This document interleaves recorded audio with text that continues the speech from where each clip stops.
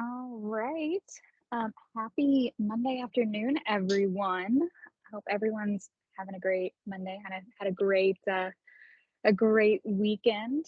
Super excited for our biweekly essential skills seminar today, and excited to have Brett on the line. And without further ado, you guys know the deal. I just started a recording for our friends who aren't able to join us today. We've got some good interactions and some good questions. So please feel free to be involved in today's call. But without further ado, I'm pleased to have Brett on the line today to share with us about communicating with numbers. Brett, how are you? I'm very good on this Monday afternoon. It's very nice out here in California. I don't know how your Arizona day is, but it's beautiful out here in California. Um, Getting some stuff done. Happy to be on with everybody. Talk about one of my favorite topics, communicating with numbers. We talk a lot about numbers in our everyday basis, and we do a lot of things in our restaurants, and we do a lot of things on the floor, and we just are everywhere in the restaurant all days, and sometimes we talk about numbers all the time. We don't always understand how what we do on the floor every day communicates back into numbers, in our profitability, in our measurement, and what we do every day. So, next one, Mary. So numbers, I love this quote. Numbers constitute the only universal language, which is so true. It's you go through all these, there's been a billion languages in the world over time, and really the one that is universal is 1 through 10, or everybody knows what a number means. Everybody knows, they're kind of universal. They travel through. You we talk about these things, and it translates from wherever you're from, wherever you came from, whatever you do. Everybody understands what either mathematics or numbers, or what they do. We can move to the next one. We talk about communicating with numbers. We've talked about this statistic a lot. We want to move to the retention part. So this is a great. We talk about turnover and retention a lot, and what it does for us. Some of our restaurants have great retention. And usually the teams that are the most profitable and really the most successful, from a culture standpoint, and that transferred into profitability is, how they do things. They keep their team members, and relatively do great things to keep the team members. Is by keeping the team members, they become profitable, because turning stuff over, costs money. And this is small. It's one of the things that we manage on the P&L. It's one of the things we manage every day. And these numbers mean so much. Where the cost of I don't know if you guys have seen. I think we've gone through this form with a lot of the teams, and you look at your. I think Quentin sends out the report every quarter, every period. Yes, you might remember this actually from the HR Roadshow. It's a great one to do. Really, if you don't do it every period, maybe you do it every quarter, and really to kind of realize when you're improving your turnover, you're improving your retention, really saving your team money. This is one of those ones that's so crucial, in your team, in your restaurant. The number of terms, every team member that you lose, whether it be something maybe we didn't do the right thing, or maybe they just weren't the right fit, or something happened there. A hospitality team member costs $1,750 to replace, and that's in training. It might be uniforms. It might be, and it's that's just the number part of it. The color team member costs $3,250. Manager costs anywhere between $11,000 and $13,000 to replace. When you do these math, hopefully you're doing these at your maybe your monthly or your every month manager meetings, figuring out what these actually cost you. This is just a small example of how we communicate with numbers. We can go next here. See how we all can communicate with numbers. So also another favorite of mine is I love baseball and I love restaurants. A well-run restaurant is like a winning baseball team. Makes the most of every crew member's talent and takes advantage of every split-second opportunity to speed up service. So impact on communication with numbers. So again, this is for me is the value of numbers. There's a lot of things that we, there's a lot of subjectivity to our business. Are we doing well? Are we not doing well? The numbers part of it for me clears it up. This is a clear definition of, what's the metric? What are we doing? Are we improving? Are we doing well? Where do we have the ability to be better? If you can manage it, you can measure it. I think it's almost the other way around. It's, you have to measure it to manage it almost sometimes as well. And you're focusing on what's important. Do you know exactly, what we're working on? And are we getting better, or are we, a little stagnant? Do we have a clearer vision of what we're doing, or what we're working on, or are we improving, or are we not? And it helps you make better decisions. You can see if you have a plan in place. We talk about beverage IPC a lot in that elusive 2.0 number. We often think we're doing beverage audits and we're doing a lot of these things, and are we doing great, or are we improving? And this will tell you if you're actually moving or not. Sometimes in your, the profit and loss statement is, everybody knows the P&L is called profit and loss. It shows the results of operation over a period of time. Financial report indicates how money is received from the sale of our menu items. So that's our income. Now there's our top line sales. We talk about traffic and sales a lot. Minus our expenses, how it's transformed into net income. So we're going to do a little exercise here. We're going to celebrate your knowledge. We do some multiple choice questions coming your way. See how you do on the P&L, and what different lines on it mean. So Mary's going to launch a little poll. She'll do my Vanna White for a minute. She's going to launch some polls and have some little fun here. Mary, you can take that away. Awesome. So I just launched the first one. You'll see that pop up on your screen, or you can find it in the chat as well. But it is, what do you call the combination of all dine-in, takeout, and alcohol sales? Which line on the P&L is that? Our options are net sales, gross restaurant sales, or total cost of sales. What do you call that combination of sales?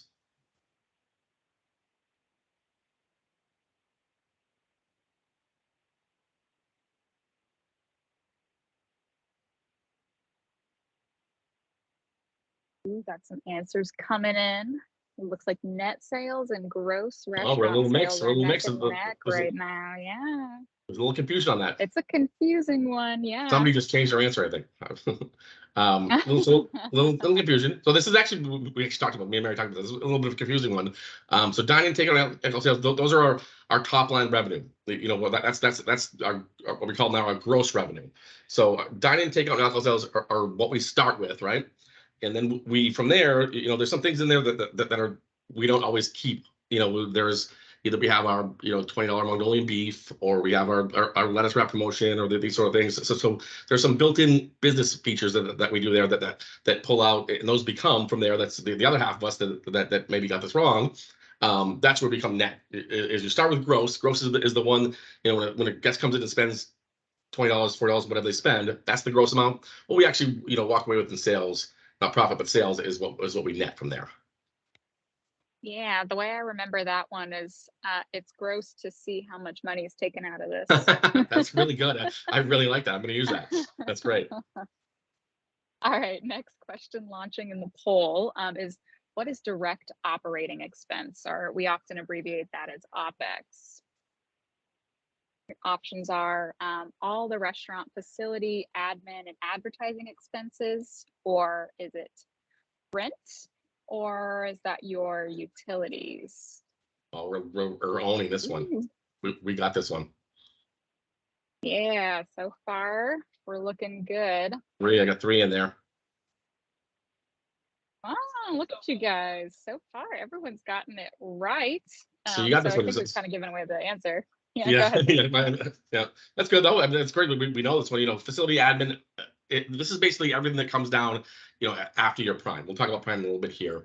This is the bottom third of every PL. Between your labor and your cost of sales and your rent and that sort of thing.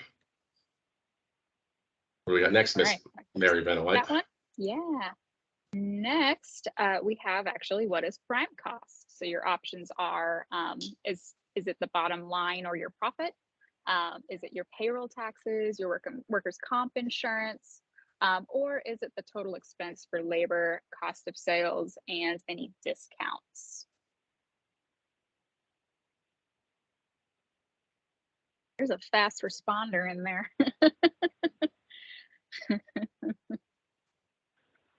We're 6 for 6 so far, though. Yeah. There's everybody else. Give it two more seconds. So prime, this is an important one. If you don't know the term, prime cost or an old company might be talking about prime profit a lot. But this is the first, it's not the first half of your P&L, but it's the first and top most important part. It's your labor, your cost of sales, and then we talked about your gross versus your net in discounts. This is where you make or lose the most money on your P&L is in your prime costs. And it's your labor. Guys, somebody mute, please. And then again, once you've paid for your labor, paid for your cost of sales, that's where you make or you lose a lot of money there. It's really the kind of the meat and potatoes of your P&L. All right. Next one coming at you guys. Which of the following falls under facilities expense? So we have the options: utilities, repairs, maintenance, or is it all of the above? Oh, I get tricky now. Mm-hmm. We got them warmed up. I've got faith that you guys got this one. But this is the fourth one. Everybody's awake. That's fine. Ooh. Oh, see, these got some answers in there. You must be doing a better job than the ops call, Mary. I don't think I've ever seen 100% on the ops call ever. You guys you're nailing these polls. Either that or you're too easy, but I think we're just that smart. Right. All right, so all of those fall. Yeah, go ahead. Yeah, facilities, utilities, repairs, maintenance. That's all the stuff that everything that goes into your building. Obviously utilities are. We'll talk about controllable versus uncontrollable a little bit. That's what we pay to operate our building. Repairs, obviously, what we pay to maintain them, and maintenance. Well, I guess repairs what we pay to recover them, and maintenance what we pay to maintain them. For sure. Great job, guys. All right, last but not least, coming at you guys. Another little tricky one for you, but which acronym do we use to describe our bottom line, or all of our sales minus all of our expenses? And you've got EBITDA, EBITDAR, or OPEX. This is so important. This is what we make money. This is how we bonus. This is how everybody bonuses. Hopefully everybody knows this. If not, we'll talk about a little bit here. Yeah.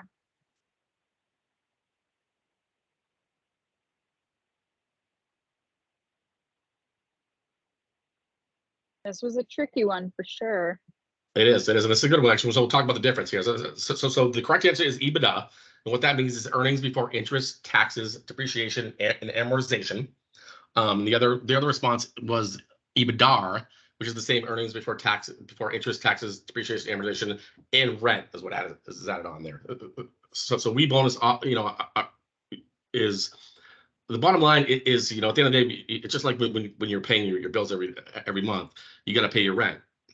And so some companies, judge their profit, off EBITDA, which is before the rent, and we measure our profit off, what we pay into our buildings and what we do there. So the correct answer here is EBITDA, and then you probably heard again, our bonus metric is pre-bonus EBITDA, and the only difference there is that we measure the same metric, but we don't penalize ourselves for earning bonus previous year, which obviously has to get paid for somewhere. We pay for that out of the P&L. We accrue for that. But we don't hurt ourselves by bonusing the previous year. So EBITDA, earnings before interest, taxes, depreciation, and amortization, is the correct answer. Awesome. How did everybody do? Everybody feeling good? Somebody raise a hand or give me like a clap or something. Everybody wake up there? There's Mary with the heart. Thank you, Mary. All right, so next is controllable versus uncontrollable expenses, or variable versus fixed. This can be a confusing one for a lot of people. It is, it's a little bit tougher one to manage sometimes. Controllable expenses are those that respond directly and proportionally to the change in activity level or volume. Just like so when you drive your car, the more you drive, the more gas you spend. Like with our businesses, the more we sell, the more money we spend on food or alcohol, right? Because you just have to have that product in place to sell it. If you don't have it, you can't sell it, right? But uncontrollable fixed expenses are those that do not fluctuate with changes to activity level of sales.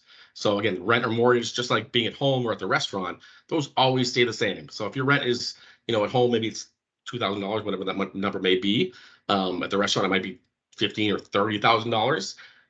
Those stay the same at all times. We're always paying those rents. So the only really way to impact those fixed expenses, and this is probably the hardest one, and the one we talk about the most, is increasing your sales or increasing your traffic. You can manage controllable expenses, but by different performance things or team behaviors, manager behaviors, and having plans in place.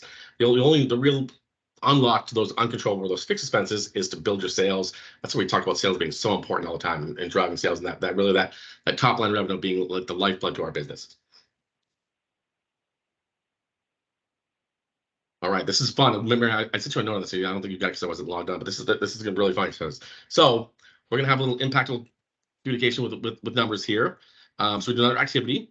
I'm gonna review some items, and I would love you to use the reactions in Teams to say whether you think it's controllable, uncontrollable, or both. Both is tricky, Mary, again. Use the like button if controllable, use the applause button if it's uncontrollable, and use the surprise button if it's both. All right, so everybody knows what the reactions are in the little thing. So it's a little face up at the top right in the middle almost. And so we're gonna go with the first one. So your meat expense, is that controllable, uncontrollable, or both?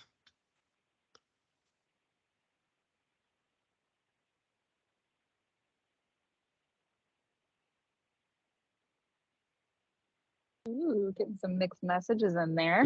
Yeah. Does anybody want to speak? I want somebody that said both. Does anyone want to speak to why that would be both controllable or fixed? Does anybody want to be my guinea pig here? Anybody want to speak up? Or even in the chat, maybe. Anybody? Christine Dunaway, I saw you on there. Where are you? So meat is actually. This is Ramona with Sunnyvale. Awesome, thank you. We put both because you can't control the pricing sometimes of the shipping of where it's coming from, but it can be controlled also with the waste and what you do inside the four walls. Well, that's actually a great point. So technically this was actually controlled, but I love how you pulled in like the commodity pricing. That's really super smart and super like outside the box a little bit. But you're right. We don't control what, meat goes crazy sometimes, and it goes from X a pound to a million X a pound, and that's a great point.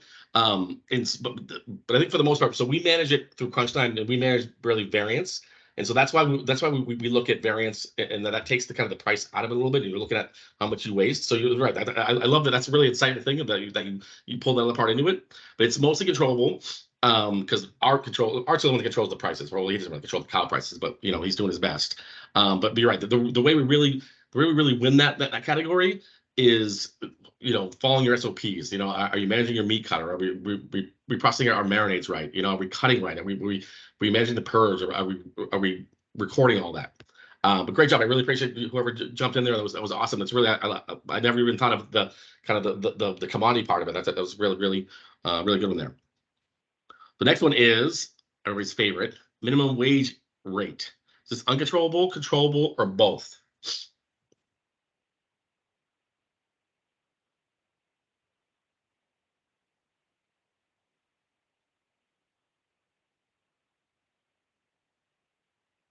All right. We're getting some folks saying uncontrollable for the most part. And they are right. They are right. Nobody controls minimum wage rankers. I guess the politicians do somewhere in life, but this is when we just take it as it comes. Obviously we have to take care of our team members. We have to respect the laws, and we always want to make sure we're competitive in the workplace. Minimum wage is just one of those things that you have to always be efficient with labor, doing your best, saving hours is how we manage labor. So everybody's right. Great job, everybody. Next one is kitchen prep overtime wages. And is that controllable, uncontrollable, or both?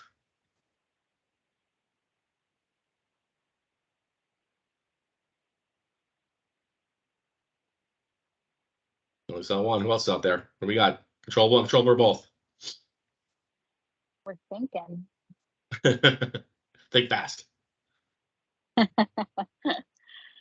So this one is thumbs up in here now too. Yeah. So this one is super controllable. This is one of the most controllable things that we do, and I'm sure your RVP or SEO talks about this one a lot, because overtime is it's necessary sometimes. There's a lot of things that come into play here, but an overtime hour technically spends 1.5. Well, depending on what state you're in, but if a regular hour costs you $15, an overtime hour costs you $22.70, $22.50. And you're getting the same work out of it. So by good scheduling, good hiring, good team member practices, we can definitely figure that one out. Next one is dishwashing and chemicals. Is this controllable, uncontrollable, or both?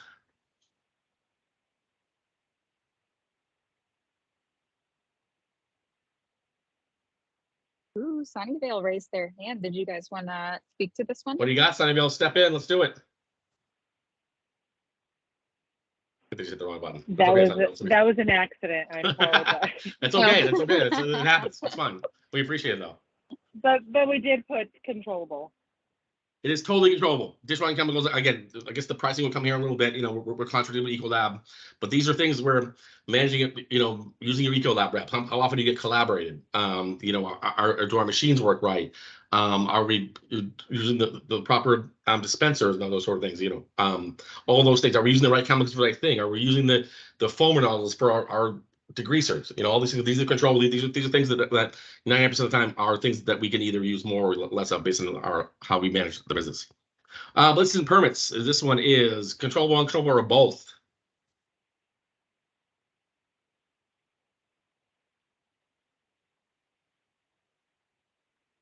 See a lot of uncontrollable here.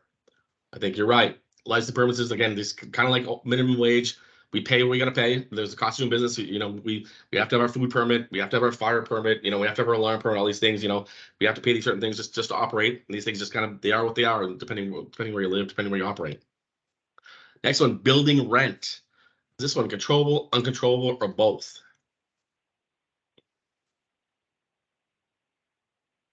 Ooh, Christine, did you mean to raise your hand? Are you reacting? No, I did not. Sorry, wrong button. That's all right. I saw a lot of applauses in there. Yeah, Brett, yeah, what's so the this- right answer here? Yeah, so this is also uncontrollable. Again, unless you're in the real estate department or you're Brad or you're Art, this one is kind of out of your hands. You pay what you pay. Office supplies. Is this one controllable, uncontrollable, or both? Or did I skip one? Oh, wait.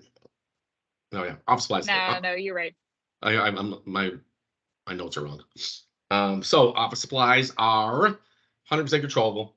You know, there's certain things that we have to buy. You know, you have to buy toner ink, that sort of thing. But there's also ways to manage that. It's not just like your dishwashing chemicals.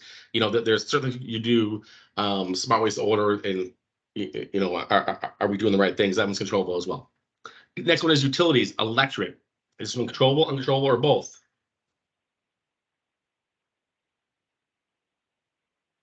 I see a little controllable. I see a little both. It's a little both. It's a little both. My personal view on this one, it's more on the uncontrollable side, because when you're open, you know, whether there's a person in the building or not, you gotta have the lights on, you gotta have the TVs on, right? But there are also things you can do to you know, are your outside lights on a timer? You know, do you have the right light bulb? So you guys do, you know, are you, you know, fixing things when they need to be fixed, sort of things. You know, so there's things you can do there, but that one, for the most, you know, it's a little both. But some of that is you're just kind of paying what you pay, and again, sometimes we get the hikes and that sort of thing as well. Next one, kitchen error comps. Is that controllable, uncontrollable, or both? I feel like a game show host. You'd be a great game show host, Brett. No, I think I talk too fast for games. I don't think anybody will understand me. Controllable. So thumbs up there. I think that's great. I think everything we do in the, you know, again, I maybe you go 98%, 2%, maybe some are uncontrollable. Sometimes you make a great dish, the guest just doesn't like it, and maybe that's not even a kitchen hour call. Maybe I'm misassigning that. But yeah, you know, we control the quality of dishes we make. You know, are we following the recipe procedure all the way up to the top? Are we valuing dish in the window? Are we putting out great food? You know, I think for the most part, you know, are we training right? Are people doing the right things? And I think that's a lot of controllable in there. Payroll taxes, controllable, uncontrollable, or both?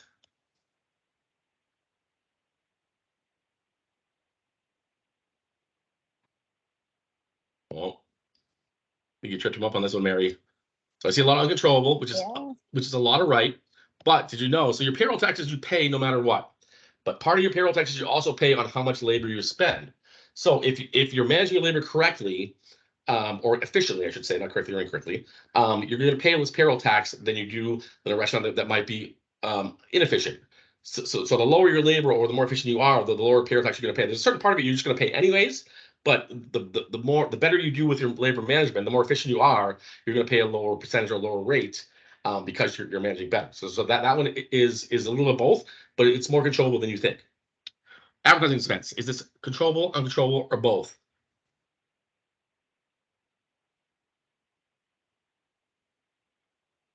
Who laughed? That's not even one of the things. Who put the laugh thing? I don't know, but that made me laugh. I think the last one's appropriate because I think the advertising thing is a lot of it's uncontrollable. This is a little bit of both because we do have some restaurant level advertising as well. We've been talking a lot about R&M these days, and there's some local things you can do. Some of we just pay for. So some of as one team, one dream. We advertise as a company, and that stuff gets put out there, and it's for the good of the team. Menus are a part of advertising, I guess you could call them, and we all pay for that. So a lot of that's uncontrollable. A little bit is too. Some of the control part is really good. You can get out there and do some beneficial things for your restaurant and your community as well. All right, last one: credit card discount. Is this controllable, uncontrollable, or both?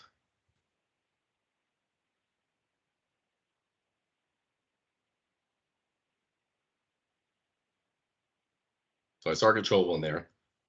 This one is another one of those things. It's almost like a license permits or it's you don't really control it. This is again kind of a cost of doing business thing is where we use these companies to bring in business. People, if we didn't take credit cards, then we would lose a lot of business. So you pay a certain percentage of things. I don't know the word discount. I think it's more of a fee that you pay for the credit cards, and that's just we're paying Amex and Visa for the right to let people spend money on their dime at a restaurant. So that one's uncontrollable, but it's a necessary thing, part of our business.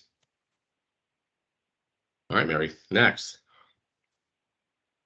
And so let's talk about impactful communication with numbers. So we're talking about the controllable expense items. Which ones would our guests notice if we decrease the expense? Just a little kind of think to yourself stuff. Do you think it would make a difference in our guests' opinion of us if we just kind of bottom out some of those things? Of the expenses we excuse me, we listed as both, why are they considered both controllable or uncontrollable? I think we talked a lot about that as well.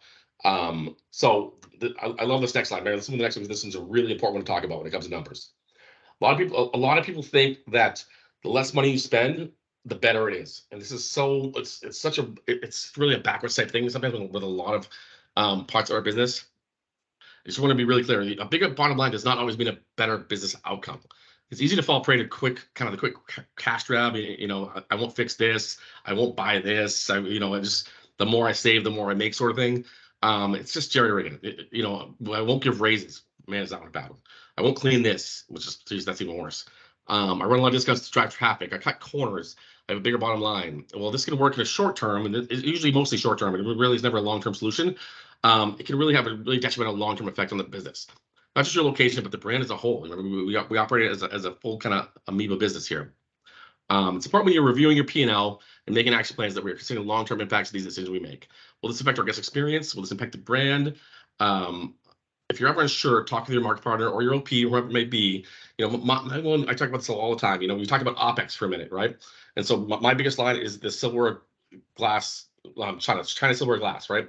And I don't know if you guys ever walked in a restaurant that wasn't operating so well. They think they're saving money, and we're running a shift, and we have no plates. We're washing the same 10 ramekins every time around here. We're saving money. We're saving a couple of bucks a month by not ordering ramekins or plates or these sort of things. But how is that impacting our ability to drive sales or speed of service or guest experience or even team member morale? So there's a lot of times where you got to spend a little money. It's not always about saving money. It's about spending smart money sometimes too. You have to spend the money you need to operate your business, to take care of your guests, to really drive the sales. You can't drive sales if you don't have the tools, if you don't have sushi mats, if you don't have if you don't have enough team members on. Labor is probably the biggest way we blow this one is we think I'll just schedule less team members, I'm going to save labor, but then we're really giving a really poor level of service. It's kind of what I call a company I worked for a long time ago talked about managing your P&L from the top down or the bottom up. Do you want to be a top-down person or a bottom-up person? Do you want to drive sales and let that waterfall down, or do you want to just build your profit and not worry about what the top of your P&L does?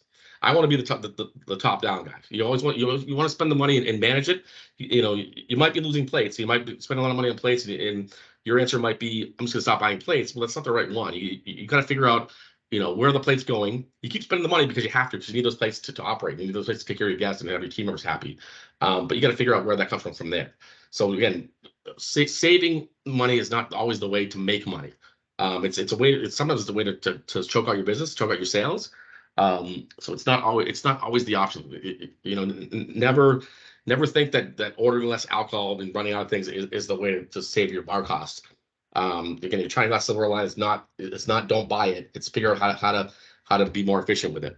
really, really big. I can't stress enough that this is a really easy fix for people that when they're learning how to manage their money. Is you can't save your way to success. You can only sell your way to success. And you can only sell your way to success if you have the things to do that with. All right, so we're going to recap a little bit here. I love this quote. Is my favorite one. Gordon Ramsay is. I'm a coloring guy. If you guys have watched too much of Gordon Ramsay, this guy's the most talented coloring person I've ever seen in my life. If you haven't seen him clean a chicken barefolded, you should definitely watch that. Go look it up on YouTube. Just a little note. But he gets scared every day, twice a day before lunch and dinner, because customers vote with their feet. That's a great term. They vote with their feet. They don't ring you up and say, by the way, I had a mediocre lunch. I'm not coming back. They just don't come back. They come back for that magic. They come back for the excitement. They come back to the level of perfection, the experience, and that's not easy to achieve. It's a fight to get there. This is so important. Again, the vote with your feet thing is something that's not really over forever. People, we've talked about a lot of appreciating our guests and people choosing to come spend their money with us, right? And not taking your guests for granted. Every day that your guest comes in, if you don't impress them, if you don't wow them, if we don't sizzle the dumplings, if we don't light those dumplings on fire, if they don't love what we do here, they might vote with their feet and go somewhere else next time, right? This is an everyday battle. It's a twice-a-day battle for Gordon. Twice-a-day battle for us. Is people vote with their feet all the time, and this one should never leave. Like this is I'm sorry, I'm not going over it, but it's such an important one for us. Is they're always going to vote with their feet, and you have to impact that every single day. And never forget that. Again, if you don't have enough team members on, if you don't have enough plates, all this stuff, you're impacting their vote. And if they vote the wrong with their feet, that's where we start to spiral. So this one's really important. I would screenshot this if already, because I love this one. Mary, you got a book recommendation next? What do you got next? So how to communicate with numbers, make numbers count, the art and science of communicating numbers by Chip Heath and Carla Starr. I haven't read this, but I'm actually gonna look it up in there because I love numbers. So I'm gonna check this one out. And then we have a little activity for you. So non-OPs or OPs, if you want to do this. I know a lot of our non-OPs don't have access to the P&L on Workday, so you might have to go. There's a little back door in there, I think, on the quick feature of the Wikipedia. But you get in there, have your OP help you with the P&L, and just take a look at it and see, grab this little chart and pull your actual versus target weekly sales, your comp expense, your cost of sales, your COS, hospitality labor, culinary labor, and your direct operating expense. And then just pick out one of those that you think is a maybe an opportunity or something you can do better there. Identify what that target could be, then create an action plan for achieving your target. It's just a couple bullet points that you or the manager or your team members can do every day that you think will send that metric in the right direction. And we will open it up for a little Q&A. Who's got questions, comments, concerns? No concerns, I hope. You can have concerns. It's okay. We're open to feedback, but. All right. Well, if you do come across some questions, or if you just don't feel like asking them right now, Brett is always a great resource. He's one of the most analytical people that I know. So Thank you great so much, person to reach out to if you're getting stuck on the B&L. And those people who aren't quite as confident reading a P&L and creating those action plans and speaking to our targets, do give that activity a try. When Brett and I actually were talking about this as a topic for an essential skills seminar he brought up, we did a round of AOP interviews, and just a lot of our AOP candidates don't have an opportunity to get their hand on the P&L. So it's a consistent theme. It's just a gap for development for a lot of us. Until you get your hands on the P&L, you just don't feel quite as comfortable. Yeah. Yeah, I mean, it really is. It's something that you kind of. It's almost like when you're coming as a manager, you almost feel like it's almost the OP's job to manage things. But the earlier you get into it, the earlier you understand it. The P&L is really daunting. It's a lot of numbers, a lot of lines, and it's like at first it's just really intimidating, right? But when you get to the bottom line, if you pull it out and someone explains it to you, it's kind of just like your weekly checkbook. I don't know if people still balance checkbooks, so maybe it's your online statement. But it's just it really relates to what you do on an everyday basis. It's the money you take in minus the money you spend is the money you put in the bank. The bottom line, that's the essence of the P&L. And I think a lot of us are intimidated by it, and we get to it really late, and then we just feel like we need to learn the P&L sort of thing. So the more, even if you dip into a small part of it really early in your career, it should continue to build from there and really kind of get familiar with it and really get rid of that intimidation factor. Yeah. Yeah, I couldn't have put it better, Brett. But thank you, everyone. That's all we have for you today. Sorry we went a few minutes over, but appreciate everyone's participation. You guys were wonderful today. Wait, But I went over, everyone Mary? have I a never great. go over. I know, Brett. That was good information. Yeah, obviously you got the right topic for Everyone me, I have guess. a good. Yeah. Everyone have a good rest of your Monday. We'll see you again in a couple Thanks so much, weeks, guys. but Everybody have thank a you great guys day. so Have a much. great week. Thank you so much. Have a good one, everyone.